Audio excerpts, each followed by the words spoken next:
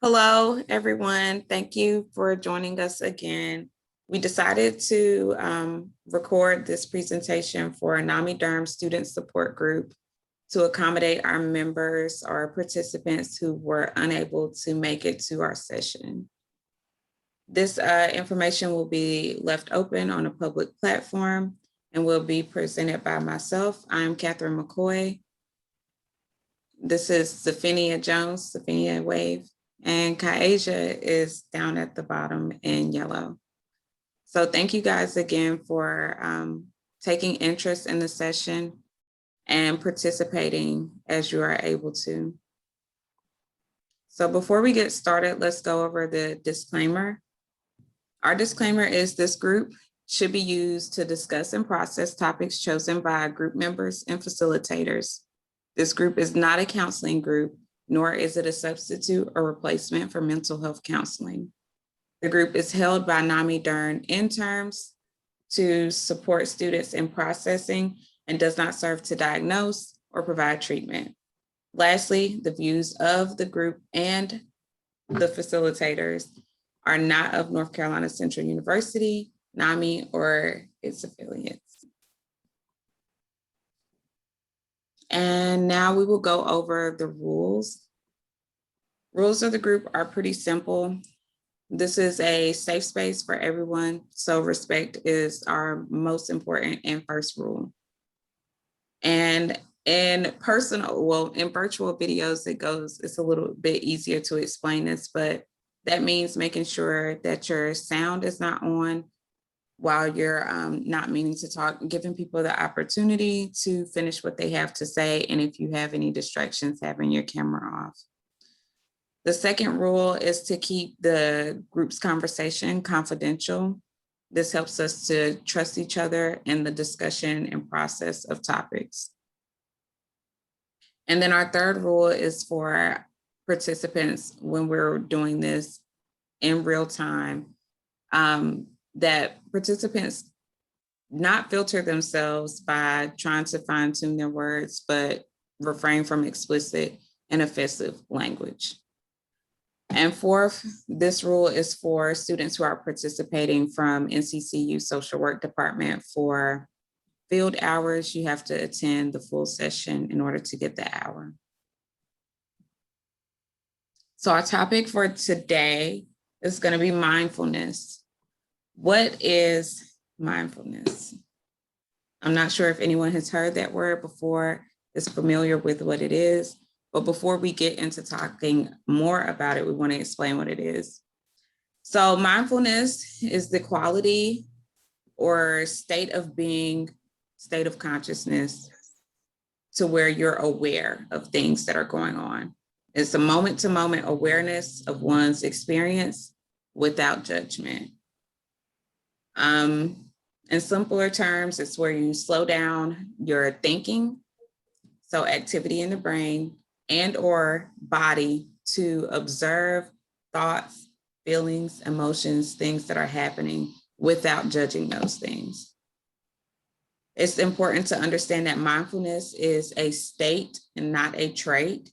And while it can be promoted by different practices, which we'll talk about later on, it is a state of allowing those thoughts, feelings, and sensations to come and go without judging them. Notice those things without judging them. How does mindfulness affect the brain? What's the science behind it? So research shows that the gray matter in your amygdala becomes smaller when you practice mindfulness. The amygdala is a portion of a brain that has control over fear and stress. So when you practice mindfulness, you reduce your stress, and that's the science, that's the brain parts that are going to be becoming smaller, the amygdala. As far as creativity, mindfulness for creativity, the prefrontal cortex is in charge of planning, personality expression, social behavior, and controlling one's emotions. After practicing mindfulness, the gray matter in this area becomes thicker, showing an increase in performance in those things. So mindfulness for memory. The hippocampus plays a role in learning and memory, and research shows that this area of the brain also becomes thicker while practicing mindfulness. The simplest way the science behind mindfulness can be explained is neuroplasticity. So our brains are constantly changing and being shaped by forces around us, things that we have control over and things that we don't have control over as well. And so mindfulness is taking that responsibility and taking that role and rewiring your brain to respond to situations better. So just a brief overview again of how does it affect your brain. Mindfulness can help with stress, can help with creativity and memory. Why is mindfulness important? Mindfulness is important because things like distractibility, loneliness, depression, loss of purpose in life, these are the types of things that are on the rise, with 47% of American adults not paying attention during their waking time. And that distractibility has been linked to unhappiness. That resource where you can find out more about the article that came from will be in the description box below, along with the other resources that we use to put this information together.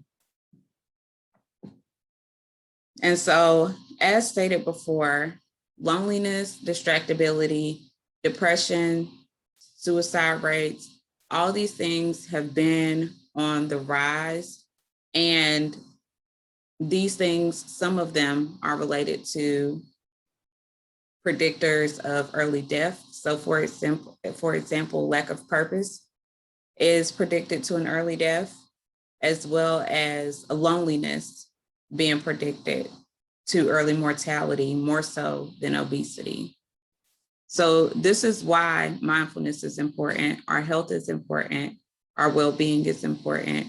And mindfulness, when used in practices, can help us to manage the stress and anxiety. All right. Next, we're going to move on to talking about practice, strategy, and techniques. So, based on the information that we've collected about mindfulness, it can be broken down into an acronym, CIPA: connection, insight, purpose, awareness. Connection. Mindfulness helps us to foster connections because it nurtures qualities like appreciation, kindness, and compassion. Mindfulness helps with insight because beliefs and understandings, ideas, and ways that we think about things that are happening to us and around us, we have a relationship with those beliefs. And changing the narrative of some of those beliefs changes how our brain responds to the situation at hand. Purpose. Having a sense of purpose in our life, or having a sense of purpose that our life is headed in a certain direction, can help us to feel more positively about what is going on, help us with our thoughts about things. So this is how mindfulness plays a role in helping us to increase and heighten our feelings of purpose of life. Awareness. Of course, in order to practice mindfulness, as I stated before, it's about consciousness, awareness, observation. So knowing what your mind is doing in certain situations, and I'll give an example. I'll try my best to give an example. So catastrophic thoughts would be things that you think, feeling like a situation is the worst situation in the world. For example, I lost 20 points on my paper that I turned in. Oh my God, this is the worst thing in the world. I can't believe I got a B instead of an A. all of my other papers are going to be bad after this, knowing that when practicing mindfulness, I'm able to pay attention to, okay, these are the thoughts that I'm having. These are the feelings that I'm feeling, and not so much judging them, but just understanding, taking down observation notes of what's going on in my head, what's going on with my feelings. And if you're doing mindfulness for the body, what's happening in the body. It's also important to remember that mindfulness can be practiced in many, many different ways. So as I said, it could be focused on your thinking. It could focus on sensations of the body. And we will go over that and what's to happen next. But be aware that there are different ways to practice mindfulness, and different things suit different people. So for someone who has anxiety, mindfulness as far as thought tracking and observing your thoughts, if that's too difficult, it could be as simple as taking a deep breath. Now tell me what you smell, what you hear, what you see, versus tell me what you're thinking, if overthinking is something that's happening. And I think that's pretty much it as far as the topic that I wanted to go over. I'm going to pass it over to my colleague, Zaphenia Jones, for her to pick up and tell you guys some more about mindfulness. Hello, everyone. We thank Katherine for that information about mindfulness. So now what we want to do is to show you how mindfulness can help manage your body. What does mindfulness help with? It helps to manage depression, anxiety, panic disorders, eating disorders, chronic pain, insomnia, high blood pressure, and esteem issues. Mindfulness can be very helpful if practiced and practiced often. It helps to improve attention, self-awareness. It helps improve your sleep, and it can help decrease burnout. So what we're going to do right now is we're going to practice a quick 3-minute exercise for mindfulness, okay? So before we get into it, just make sure you're in a comfortable place. All right, make sure you're all by yourself. There's no distractions. All right. Just want you to think about the day. Think about your day so far. All right, now just let it go. Don't even think about what you have to do for the rest of the day or what's been done this morning. All right, so let's find a comfortable position to sit in. All right. Just relax. Wiggle your body a little bit. Wiggle your body. All right, I want you to find a comfortable position and place your hands on your knees. And just wiggle your body a little bit back and forth, kind of like you feel yourself in the wind. And you can start to feel like your body's starting to relax. All right, if they aren't already, I want you to close your eyes and just pay attention to the weight of your body in your chair. Make sure your back is straight. And I want you to take a few deep breaths right now. Just breathe in through your nose and breathe out. Let's take another one. Breathe in through your nose and breathe out. And we're going to do one more. Breathe in through your nose and breathe out. And while you're breathing, I want you to pay attention to the feelings in your shoulders. Let's wiggle your shoulders. Do some circles with your shoulders real slow. Real slow. And I want you to keep breathing. Now, while your hands are rested on your knees, I want you to just wiggle your fingertips.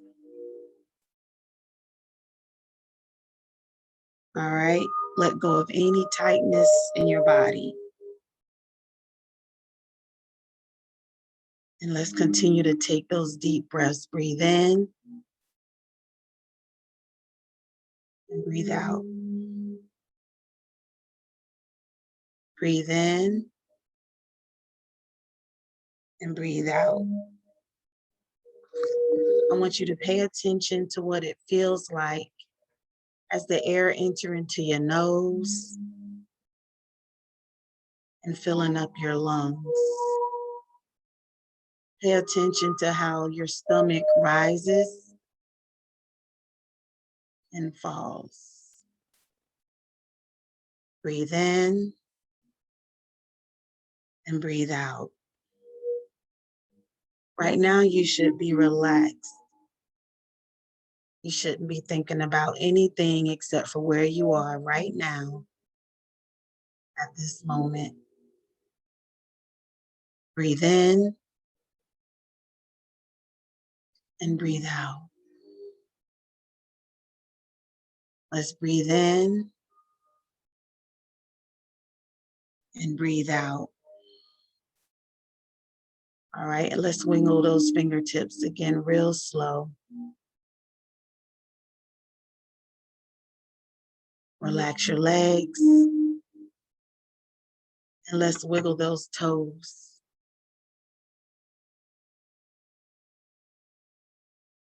Keep breathing, breathe in and breathe out. Breathe in, breathe out.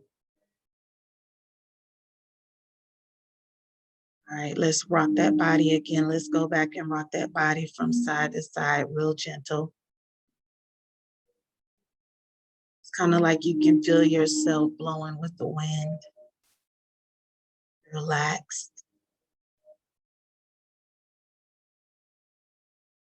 Just let your body feel free.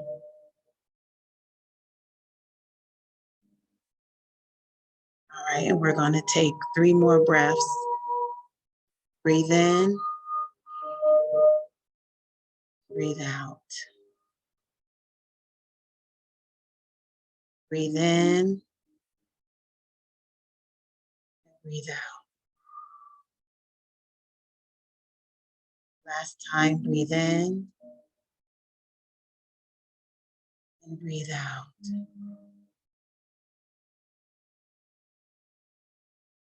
And when you're ready, you can open your eyes.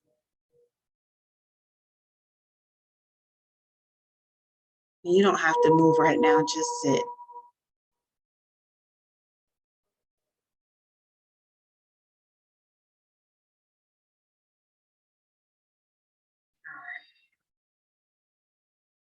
So now what we're going to do is pass this to Kyaisha. Before we do, I just want to say, Zaphenia, that was wonderful. It was wonderful. I feel very, very at peace, very relaxed. That was a great exercise. If you guys want to learn more about that exercise, that one in particular, it will also be in the description box of this presentation. Kyaisha, go ahead and take it away. Yes, again, just to reverberate what Katherine said again, Zaphenia, that exercise was wonderful. I feel so serene and at peace now. But now, before we close, I would like to leave you all with a couple of questions to ponder. One of which being, what did you learn that will lead you to a better future? What went well for you today, and how did you contribute to it? And what are some things that you appreciate, love, and/or enjoy about yourself? Just take the time today to let those questions resonate with you and to see what you gained from this presentation. And Kyaisha, may I ask, can you repeat those questions one more time? Sure. Something to think about, something to take away. So again, the questions were, what did you learn that will lead you into a better future? What went well for you today, and how did you contribute to it? And what are some things that you appreciate, love, and/or enjoy about yourself?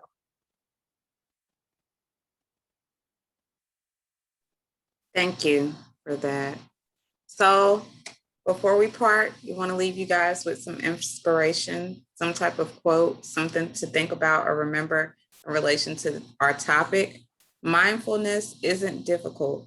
We just need to remember to do it. Take a few minutes out of your day when you can. Use some of the techniques that we talked about. Research and read through some of the references that we'll put in the description box, and use these techniques to help manage your stress and anxiety. We know the academic process and journey is not easy, so we just want everyone to be hopeful, hopeful out there. This is our contact, so if you guys need it, please use it.